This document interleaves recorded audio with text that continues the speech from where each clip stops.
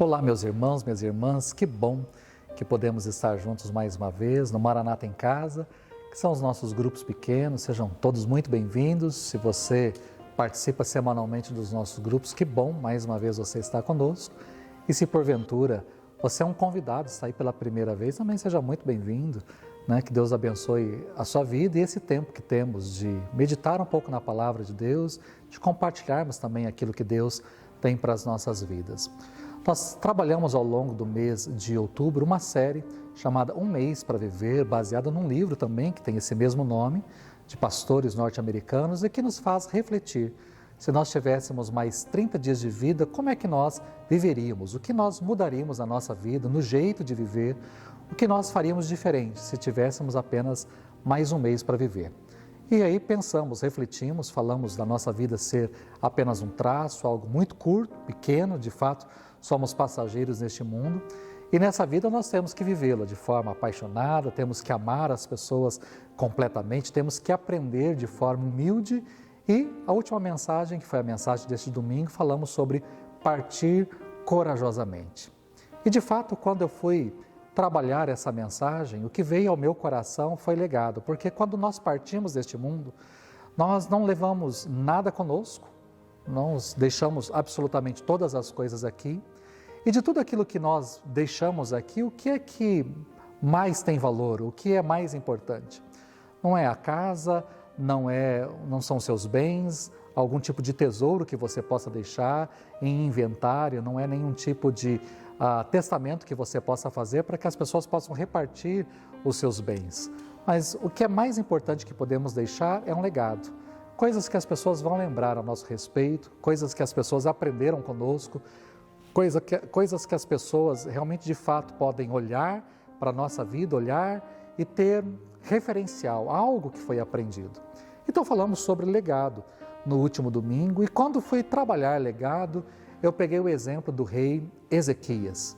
E é interessante nós notarmos a história deste rei. Foi um rei diferente dos demais. O próprio texto bíblico, em 2 Reis, capítulo 18, nos mostra que esse rei foi um rei diferenciado.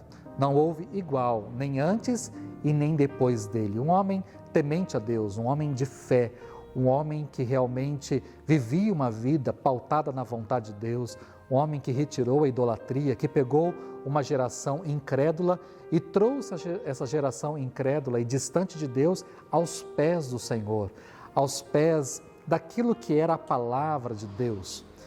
E apesar deste homem ser tão crente, tão temente a Deus, este homem teve uma irresponsabilidade.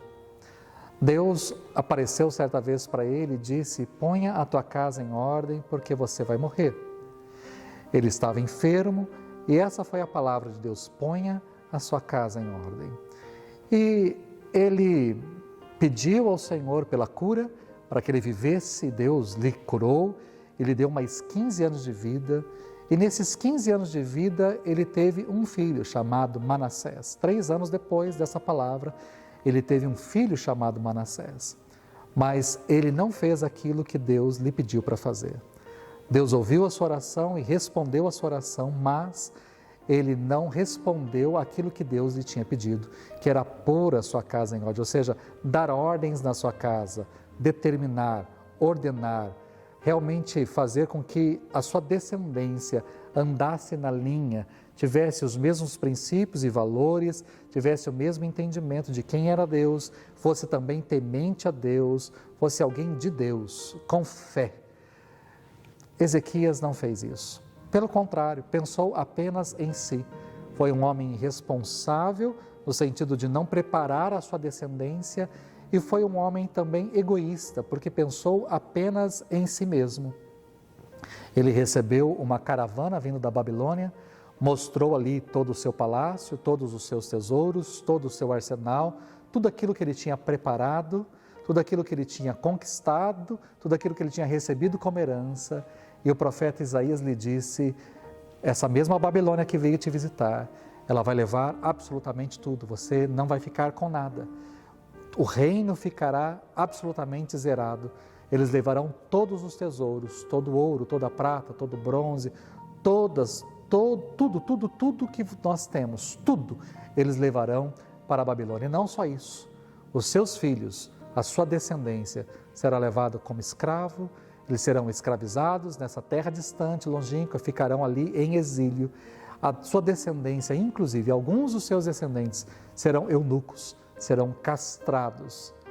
Ou seja, a sua descendência terminará ali, Manassés. Não há continuidade.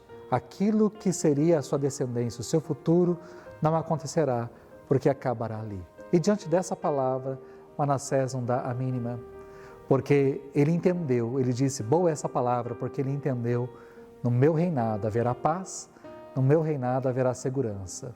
Se isso acontecer, vai acontecer lá na frente, e eu não me importo com o que vai acontecer lá na frente. Isso é com meu filho, isso são com os meus netos, isso não me importa. Isso nos traz para os dias de hoje, porque nós temos uma história de um rei, mas temos a nossa história, e às vezes vivemos a nossa vida não nos importando com o futuro, não nos importando com os nossos filhos, com os nossos netos, com a nossa descendência. O importante é que eu tenha paz, o importante é que eu tenha salvação, o importante é que eu tenha vida e vida em abundância, o importante é que eu trabalhe, é que eu conquiste, é que eu tenha, é que o meu nome seja conhecido e que eu tenha renome. O importante sou eu. Não tem importância o meu filho, não tem importância os meus netos, não tem importância o que vem pela frente. E isso nos faz pensar. Nos faz pensar porque o Deus a qual nós servimos é um Deus de gerações, é um Deus de legado, é um Deus preocupado com as próximas gerações. Deus nunca esteve tão preocupado, só preocupado com aquele momento, mas sempre preocupado com a próxima geração, com as nações que viriam, com os povos que viriam pela frente, com as próximas gerações, com aqueles que seriam alcançados lá na frente. Deus sempre esteve preocupado com isso. Foi essa a sua preocupação quando chamou Abraão, não apenas para ser pai de muitas nações, mas inclusive, e deu a ordem, Gênesis capítulo 18, ele ordena que Abraão também dê ordem aos seus filhos para que eles caminhem no caminho do Senhor, para que eles não se desviem nem para a direita e nem para a esquerda, mas continuem no caminho do Senhor. E é isso que nós temos que aprender na nossa vida. O nosso Deus é um Deus de gerações. Ele não está só preocupado com você, Ele está preocupado com a sua descendência, com seus filhos, com seus netos. E não adianta nada você estar na casa de Deus, servindo ao Senhor com alegria, inclusive com seus dons, com seus talentos, com tudo aquilo que Deus te deu. Não adianta você servir ao Senhor com os seus recursos financeiros, não adianta você ser um homem temente a Deus, que louve e adora ao Senhor, que conhece a palavra de Deus, se você não transmitir isso para o seu filho, para os seus filhos, para os seus netos. A importância está na continuidade. Não há nada melhor do que você deixar para os seus filhos e para a sua descendência Jesus. Não é a riqueza que você pode deixar, não é essa a preocupação, que você deixe terras, propriedades, casas, carros, bens, dinheiro que eles possam repartir. O que você tem que deixar para os seus filhos, o legado que você tem que deixar é Jesus Cristo, é a palavra de Deus, é a fé, é caminhar nesse mesmo caminho. Então, nós precisamos refletir isso. Nós vamos partir daqui um dia. E ao partir, ao fecharmos os nossos olhos, o que é que vamos deixar? O que é que você vai deixar para a sua descendência, para aqueles que virão depois? O que é que você vai deixar? Apenas bens, apenas recursos financeiros, coisas que você conquistou ao longo da vida, ou que você herdou e talvez ampliou, conquistou ainda mais? É isso que você vai deixar para a sua descendência? Ou você tem Deus para deixar, Jesus para deixar? E como é que você tem trabalhado nisso? Ao fecharmos os nossos olhos, que você parta de forma corajosa, sem nenhum tipo de remorso e nem, eu poderia ter falado, eu poderia ter ensinado, eu poderia ter dito. Não, eu ensinei tudo que tinha para ensinar, eu falei tudo que tinha para falar, eu disse, eu mostrei a verdade, eu eduquei. Eduque a criança no caminho que ela deve andar. Crie os seus filhos no temor, em toda a admoestação, nos conselhos do Senhor. Não há problema, não há nenhuma dificuldade em se partir deste mundo, mas que você deixe legado. Não faça como Ezequias, seja um homem de fé como ele, mas não seja irresponsável como ele. Eduque seus filhos, eduque a sua descendência, crie dê uma continuidade àquilo que você talvez recebeu. Talvez você esteja sendo o primeiro a receber a palavra do Senhor. Você foi o primeiro a se converter e você está recebendo a palavra do Senhor. Que os seus filhos também trilhem este caminho e assim por diante.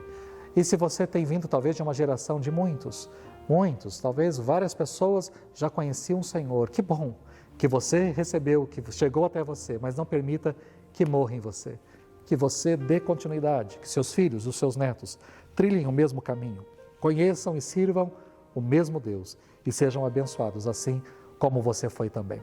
Agora nós teremos um tempo de compartilhar e que nesse tempo de compartilhar vocês sejam também abençoados, que os olhos estejam voltados para o passado, para a história de Ezequias e tudo aquilo que ele trouxe para nós, mas que também vocês estejam olhando para o futuro, tudo aquilo que vocês deixarão aqui ao partir deste mundo. Que Deus abençoe vocês.